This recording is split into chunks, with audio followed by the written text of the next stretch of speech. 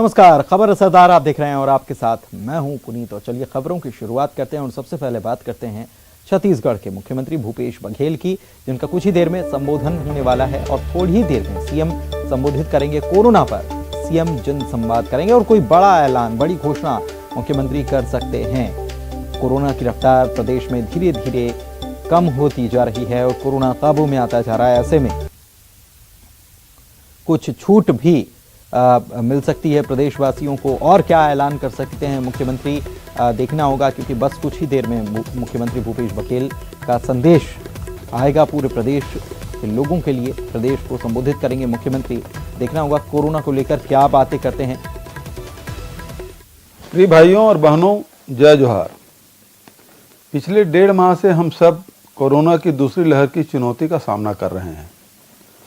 Covid संक्रमण के खिलाफ यह लड़ाई कठिन थी, लेकिन आप सब ने पूरी जिम्मेदारी से यह लड़ाई लड़ी। इस लड़ाई का कठिन समय अब गुजर चुका है और कोविड संक्रमण की स्थिति हमारे राज्य में अब काफ़ी नियंत्रण में है। एक समय हमारे राज्य में संक्रमण का आंकड़ा 17,000 तक पहुंच गया था, जो अब घटकर 4,000 के लगभग हो गया है। पॉजिटिविटी की दर भी अब घटकर 5% के लगभग आ गई है। कोरोना की किसी भी चुनौती से निपटने के लिए राज्य सरकार पूर्ण रूप से तैयार है। हमने इससे निपटने के लिए सभी आवश्यक संसाधन जुटा लिए हैं। कोविड संक्रमण को नियंत्रण में लाने में बहुत सारे लोगों का कठिन परिश्रम और दिन रात की मेहनत शामिल है। हमारे चिकित्सक, हमारे स्वास्थ्य कार्यकर्ता, हमारी नर्स, मितानिन बहनें, जिला प्रशासन, पुलिस प्रशासन और महिला बाल विकास विभाग के अधिकारी कर्मचारी, नगरीय निकायों, पंचायती राज संस्थाओं के अधिकारी कर्मचारी, सभी जनप्रतिनिधिगण, सफाई कर्मी, भाई बहन, स्वयंसेवी संस्थाएं और आम जन तक सही जानकारी पहुंचाने में सहयोगी बने जनसंपर्क विभाग के अधिकारी और मीडिया के मित्रों का योगदान सराहनीय है। आज मैं आप सबसे सहयोग की विनम्र अपील करना चाहता हूं। यह समय सतर्क रहकर अपनी जिम्मेदारियां वहन करने का है। हम धीरे धीरे लॉकडाउन की स्थिति से बाहर निकलकर पहले की भांति सामान्य कामकाज की ओर लौट रहे हैं। यह समय सबसे अधिक सावधानी रखने का है। इस समय हमें बिल्कुल भी लापरवाही नहीं करना है। हमें अपने परिवार की और अपने राज्य के निवासियों की सुरक्षा का पूरा ध्यान रखना है। आप आवश्यक होने पर ही घर से बाहर निकलें। घर से बाहर निकलते समय ऑफिस, बाजार, फैक्ट्री, खेत, खलिहान की ओर जाते समय पूरी सुरक्षा और सावधानी रखें। घर से बाहर निकलते समय हमेशा मास्क पहनें और लोगों से एक निश्चित दूरी बनाए रखें। हाथों को बार बार साबुन से या सैनिटाइजर के उपयोग से साफ करते रहें। प्रिय भाइयों और बहनों, कोरोना से सुरक्षित रहने और खुद को और अपने परिवार के भविष्य को मुश्किलों से बचाने के लिए हमारा एकमात्र सहारा है वैक्सीन या टीकाकरण। हम सबको इसे लगवाना है। हमारे शहरों और गांव के लोग बड़े उत्साह के साथ टीका लगवा रहे हैं। जितना जल्दी हम टीका लगवाएंगे, उतनी ही जल्दी हम अपना भविष्य सुरक्षित करते जाएंगे। कुछ गांव में टीका को लेकर लोगों के मन में डर या आशंका है। मैं आपका मुख्यमंत्री आपको भरोसा दिलाता हूं कि टीका लगवाने से कोई खतरा नहीं है, बल्कि यह आपको भविष्य में होने वाले खतरे से बचाएगा। इस समय कोरोना से बचाव के लिए हमारे पास टीका ही एकमात्र हथियार है। मैंने खुद जाकर टीका लगवाया है और अब मैं अपने आप को ज़्यादा सुरक्षित महसूस कर रहा हूँ। आप शीघ्र ही अपने निकट के टीकाकरण केंद्र जाएं और टीका लगवाएं। अंत में मैं आप सब लोगों को विश्वास दिलाता हूँ कि आप सबके सहयोग से हम यह लड़ाई अवश्य जीतेंगे। आप सबका धन्यवाद। जय छत्तीसगढ़। तो मुख्यमंत्री भूपेश बघेल प्रदेश की जनता को संबोधित कर रहे थे। चलिए आगे बढ़ते हैं। कोरोना से जंग लड़ रही एमपी सरकार पूरी तरह से एक्शन में है। मुख्यमंत्री लगातार जिलों के मंत्रियों के साथ बैठक कर रहे हैं। मुख्यमंत्री शिवराज सिंह चौहान ने कोरोना पर नियंत्रण के लिए साथ ही आत्मनिर्भर एमपी के लिए मंत्रालय में चर्चा की और आयोजित बैठक में आत्मनिर्भर मध्य प्रदेश का लक्ष्य तय किया। सरकार 2023 तक आत्मनिर्भर मध्य प्रदेश का लक्ष्य हासिल करने का संकल्प ले चुकी है।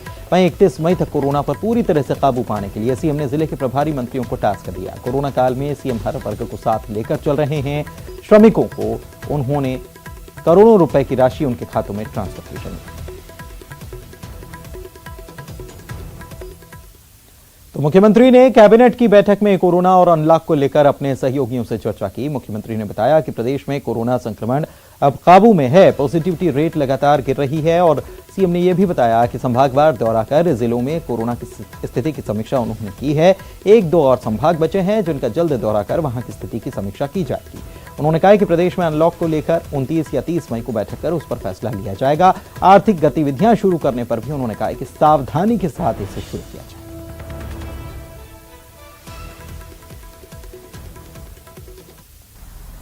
अब हमारे कई जिले ऐसे हैं, लगभग 15 कल की तारीख के, जहां पॉजिटिव प्रकरण 10 से कम आए हैं।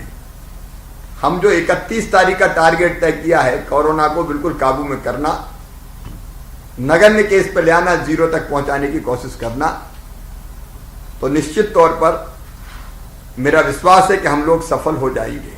2 चीजें करेंगे। एक, हम अनलॉक की प्रक्रिया शुरू करेंगे, धीरे धीरे खोलने की प्रक्रिया शुरू करेंगे। 1 जून से वो हमको शुरू करनी है, लेकिन साथ में टेस्टिंग हमारी चलेगी। टेस्टिंग हम यही 75-80 हजार रखेंगे और इस पद्धति से हम दोनों चीज दुनिया भी चलाते रहेंगे। मतलब हमारे सामान्य काम चलते रहेंगे और कोविड को भी हम काबू में रखेंगे। और गांव वाला तय करेगा, वार्ड वाला तय करेगा, तो वो पूरी तरह से लागू करेंगे, करवाएंगे। तो एक काम आपको आपके प्रभार के जिलों में मेरा आग्रह है, एक दिन आप हर जिले में जाइए। शिवराज कैबिनेट की आज बैठक हुई जिसमें कई फैसलों को मंजूरी दी गई। प्रदेश में कोविड-19 अनुकंपा नियुक्ति लागू करने की मंजूरी सरकार ने दी है। वैक्सीन की कमी को देखते हुए इसके लिए ग्लोबल टेंडर का फैसला किया गया। प्रदेश के 50 पर्यटन स्थलों पर महिलाओं की सुरक्षा की जिम्मेदारी महिलाओं के हाथ दी जाएगी और सरकार ने तय किया है कि 10,000 महिलाओं को सरकार इसके लिए प्रशिक्षित करेगी।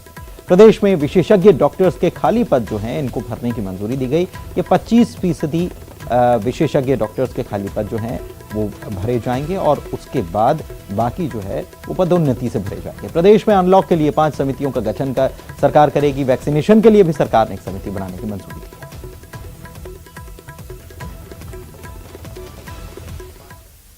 जैसा आप सबको विदित है कि मध्य प्रदेश एकमात्र देश का ऐसा प्रांत है जिसने मुख्यमंत्री कोविड-19 अनुकंपा नियुक्ति योजना लागू की है।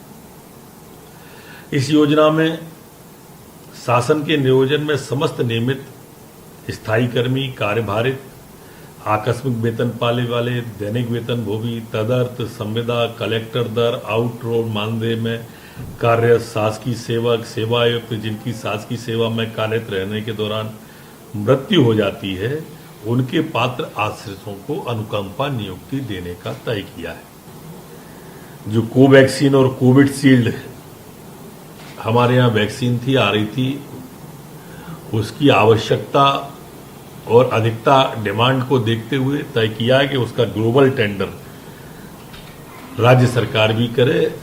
हमने सभी 50 पर्यटन स्थल ऐसे चयन किए हैं जो महिलाओं की सुरक्षा की दृष्टि से उपयुक्त होंगे। यहाँ पर हम लगभग 10,000 बहनों को प्रशिक्षित करेंगे और रोजगार के नए अवसर महिला सशक्तिकरण में महिलाओं को मिले।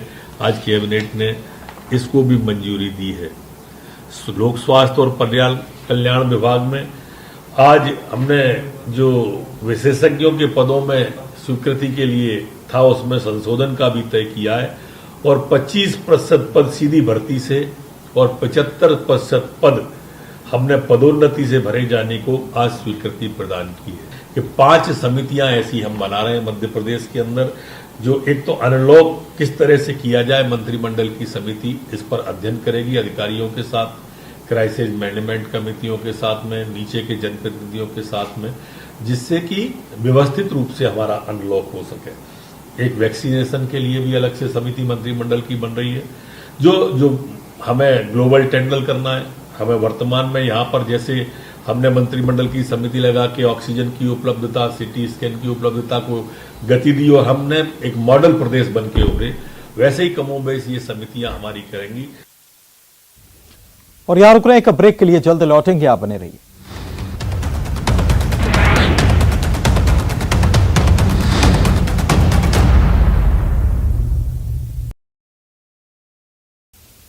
ब्रेक के बाद आपका स्वागत है और चलिए आगे बढ़ते हैं। कोरोना काल में मुख्यमंत्री शिवराज सिंह चौहान ने प्रदेश के 11 लाख मजदूरों के चेहरे पर मुस्कान लाने की कोशिश की है। मुख्यमंत्री ने 11 लाख से अधिक पंजीकृत श्रमिकों के खाते में 1,000 रुपए डाले हैं। सीएम ने कहा है कि आपदा की घड़ी में सरकार श्रमिकों के साथ खड़ी है। श्रमिकों को संबोधित करते हुए कहा कि कोरोना काल में सावधानी के साथ काम करना है, कार्यस्थल पर दूर दूर रहकर काम करना है, टीका जरूर लगवाएं। मुख्यमंत्री ने यह भी अपील की है। और झीरम कांड के शहीदों को सीएम भूपेश बघेल ने श्रद्धांजलि दी। इस मौके पर उन्होंने बस्तर विश्वविद्यालय का नाम महेंद्र कर्मा यूनिवर्सिटी रखा है।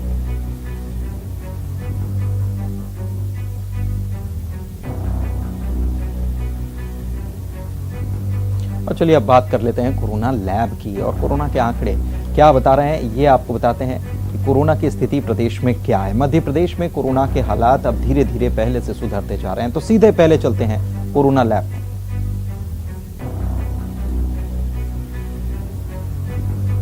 तो कोरोना लैब में हम आ चुके हैं और हम आपको अब बताते हैं कि आंकड़े क्या कह रहे हैं। मध्य प्रदेश की अगर बात की जाए तो कोरोना से जंग जारी है और इसमें हम जीतते भी नजर आ रहे हैं।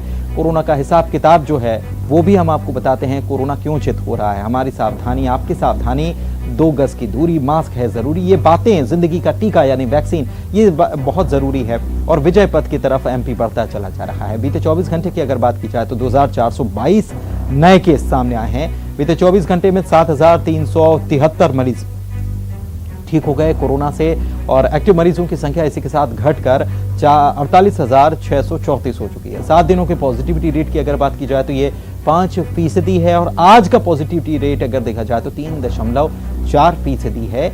ये टोटल जो टेस्टिंग हो रही है और उसमें जो पॉजिटिव मरीज सामने आ रहे हैं उसका ये पॉजिटिविटी रेट निकाला जाता है।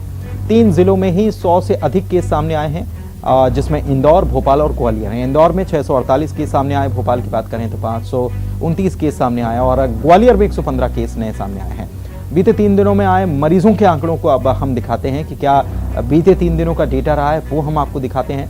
तो बीते 3 दिनों में सबसे पहले अगर 23 मई की बात की जाए तो 3,375 मरीज सामने आते हैं। इस मरीज को 24 मई को मिले हैं 2,936, ये घट गए। 23 से 24 की उसमें दरमियान ये मरीजों की संख्या घट गई। 25 तारीख की अगर बात की जाए तो यानी कि आज जो डेटा सामने आया 2,422 मरीज हैं। तो इन आंकड़ों का ही नतीजा है कि कोरोना अब काबू में है और इसलिए 65% ऑक्सीजन बेड खाली हैं। ये एमपी का डेटा आपको बता रहे हैं। कोविड केयर सेंटर्स भी अभी खाली हैं, इसमें 20,000 से ज्यादा बेड उपलब्ध हैं। अब इस जंग में सबसे बड़े हथियार की बात कर लेते हैं जो है वैक्सीन, और इसीलिए सरकार ने वैक्सीन के लिए अब नियम भी बदल दिए हैं। सरकार हर चीज को मॉनिटर कर रही है। कल से 18+ के लिए वैक्सीनेशन शुरू हो रहा है और 18 से यानी 18 से 44 साल के लोग सेंटर पर जाएंगे और रजिस्ट्रेशन वहीं करा सकेंगे।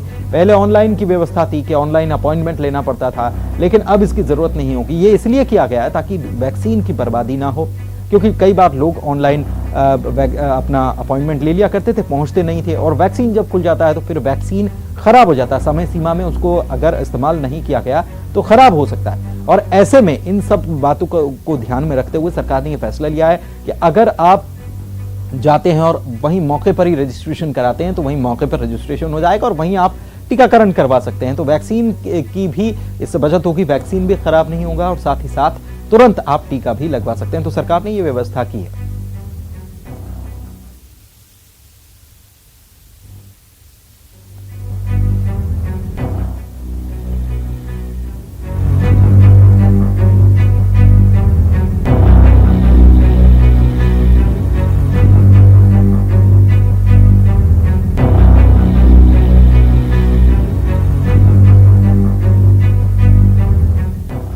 और चलिए आगे बढ़ते हैं। भिंड के ददरौआ धाम में हनुमान जी को आपने सखी भेष में अक्सर देखा होगा, लेकिन आज हम आपको ऐसे स्वरूप के दर्शन कराने जा रहे हैं जिसको देखकर आप चौंक जाएंगे। जी हां, कोरोना से मुक्ति दिलाने के लिए भक्तों ने यहां हनुमान जी का डॉक्टर के रूप में विशेष श्रृंगार किया। देखिए जरा।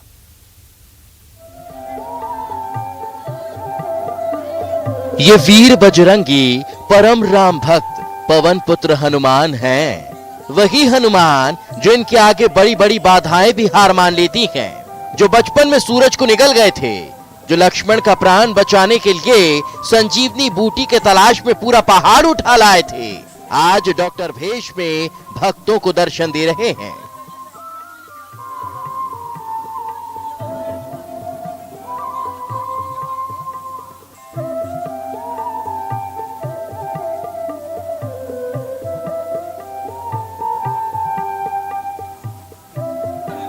भगवान हनुमान का ऐसा रूप शायद ही कभी देखा होगा आपने। देखिए, आंखों में मोटे फ्रेम वाला चश्मा है, गले में स्टेथोस्कोप जिसे आला कहते हैं, और तन पर डॉक्टरों वाली खास लिबास जिसे एप्रीन कहा जाता है। कुछ इसी अंदाज में भिंड के दंदरौआ धाम में हनुमान जी का श्रृंगार किया गया।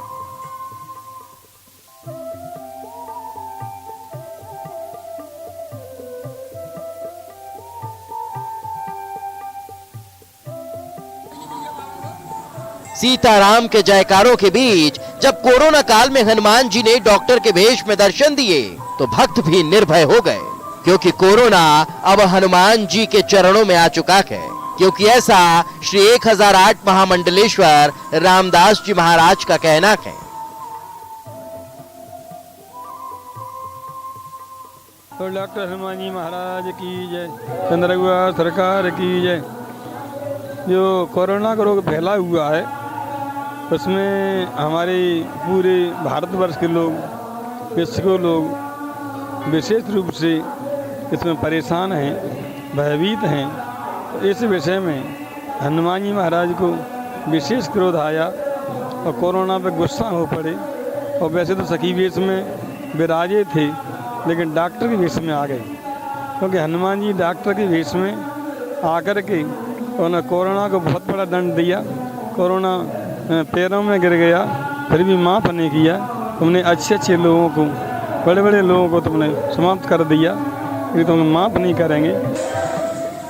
भिंड जिले के दंदरौआ धाम में वैसे भी भक्तों के बीच भगवान हनुमान की पहचान डॉक्टर भगवान या डॉक्टर हनुमान के रूप में ही है, क्योंकि यहाँ आने वाले भक्तों को डॉक्टर हनुमान गंभीर और असाध्य रोगों से मुक्ति दिला चुके हैं।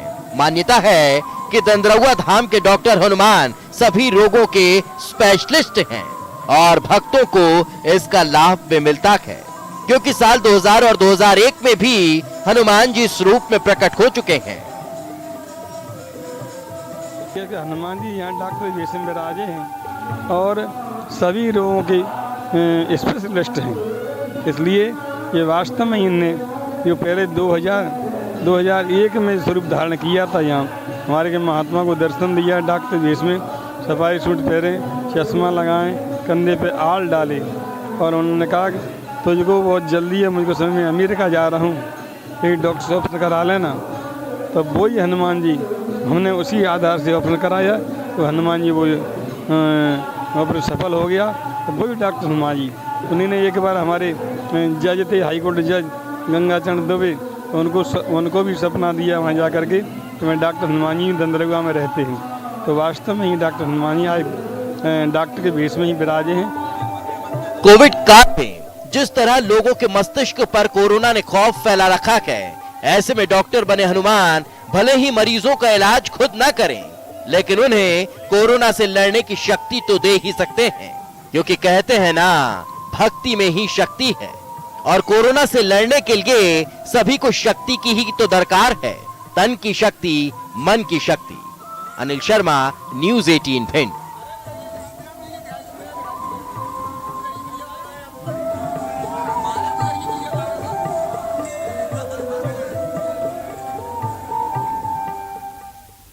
बड़ी खबर की बात करते हैं। जबलपुर से इस वक्त की बड़ी खबर आ रही है। नकली इंजेक्शन के मामले में, रेमडेसिविर इंजेक्शन के मामले से जुड़ी यह बड़ी खबर है। कल मामले में मुख्य आरोपी सरबजीत सिंह मोखा की पुलिस रिमांड ले सकती है। कोरोना नेगेटिव रिपोर्ट आने के बाद पुलिस उसकी रिमांड लेना चाहती है। आज सरबजीत मोखा के बेटे हरकरण मोखा की पुलिस को 3 दिनों की रिमांड मिल चुकी है। आज उसे कोर्ट में पेश किया गया था। पुलिस के सामने हरकरण ने अपना मुंह बंद रखा हुआ है और जांच में भी वो सहयोग नहीं कर रहा है, और ऐसे में पुलिस रिमांड चाहती है तो उसकी रिपोर्ट नेगेटिव आ गई है और रिपोर्ट नेगेटिव आने के बाद अब पुलिस चाहती है कि कल उसकी रिमांड मिल जाए। कल पुलिस रिमांड के लिए कोर्ट में कह सकती है। कोरोना नेगेटिव रिपोर्ट आने के बाद पुलिस रिमांड लेना चाहती है। सरबजीत के बेटे हरकरण मोखा की रिमांड पुलिस को मिल गई है। 3 दिनों की रिमांड पुलिस को मिली है। प्रतीक हमारे संवाददाता हमारे साथ फोन लाइन पर जुड़े हुए हैं, उनसे बात करते हैं। प्रतीक, हरकरण को आज पेश किया गया और रिमांड भी मिल गई। 3 दिनों की पूछताछ में बहुत खुलासे हो सकते हैं, लेकिन साथ ही अब सरबजीत से पूछताछ भी, क्योंकि हरकरण एक तरफ जो बताएगा उसकी पुष्टि सरबजीत से भी हो पाएगी, इसलिए उसकी भी रिमांड चाहती पुलिस। जी हाँ, बेशक पुनीत, कहने के पुलिस की यही मंशा है कि अब जब हरकरण की 3 दिन की रिमांड मिल गई है और सरबजीत सिंह मोखा का जो कोविड पोस्ट कोविड पीरियड है वो भी खत्म हो चुका है जब वो पॉजिटिव हुए, तो ऐसे में अब उनको रिमांड में लिया जाना बेहद आवश्यक हो गया, क्योंकि हरकरण अपना मुंह बंद ही रखा है। ये पुलिस के अधिकारी भी इस बात की पुष्टि कर रहे हैं कि हरकरण बिल्कुल जांच में सहयोग भी नहीं कर रहा है, और इसी बिना पे आज कोर्ट ने भी 3 दिन की रिमांड हरकरण की दे दी है। इसके साथ ही इस पूरे नकली रेमडेसिविर रैकेट में जो गुजरात कनेक्शन सामने आया था उसकी मुख्य कड़ी सरबजीत सिंह मोखा ही है। तो कल सरबजीत सिंह मोखा की पुलिस रिमांड लेने की कोशिश पूरी करेगी। आवेदन पत्र स्वीकार कर लिया गया है और कल अदालत के समक्ष पहले सरबजीत को पेश किया जाएगा और उसके बाद उसे पुलिस रिमांड में भेजा जा सकता है।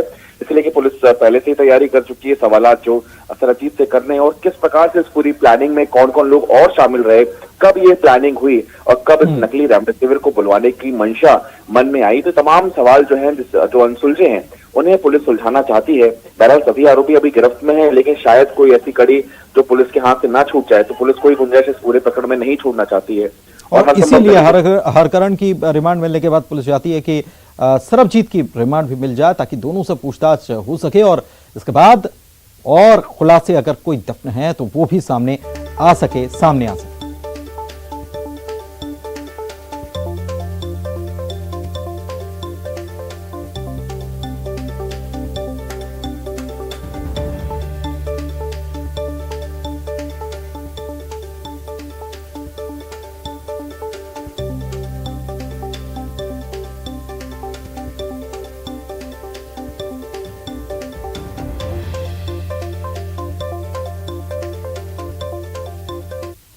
और बुरहानपुर से बड़ी खबर आपको बता रहे हैं। चलती ट्रेन के पहिए में आग लग गई है और बड़ा हादसा एक टल गया। आग देखकर यात्री ने रेल गार्ड को खबर की और रेल गार्ड की सूचना पर बुरहानपुर स्टेशन पर अग्निशमन यंत्रों से आग को काबू में किया गया। आधे घंटे ट्रेन बुरहानपुर स्टेशन पर ही खड़ी रही और यात्रियों में इसके बाद अफरा तफरी मच गई। विशेष ट्रेन क्रमांक 02104 गोरखपुर लोकमान्य तिलक मुंबई ट्रेन में ये घटना सामने आई है। तो बड़ा हादसा टल गया। यात्री ने रेल गार्ड को इस बात की खबर की, जिसके बाद स्टेशन पर आग को बुझाया गया। यात्रियों में अफरा तफरी जरूर मच गई। बुलेटिन में इतना ही। नमस्कार।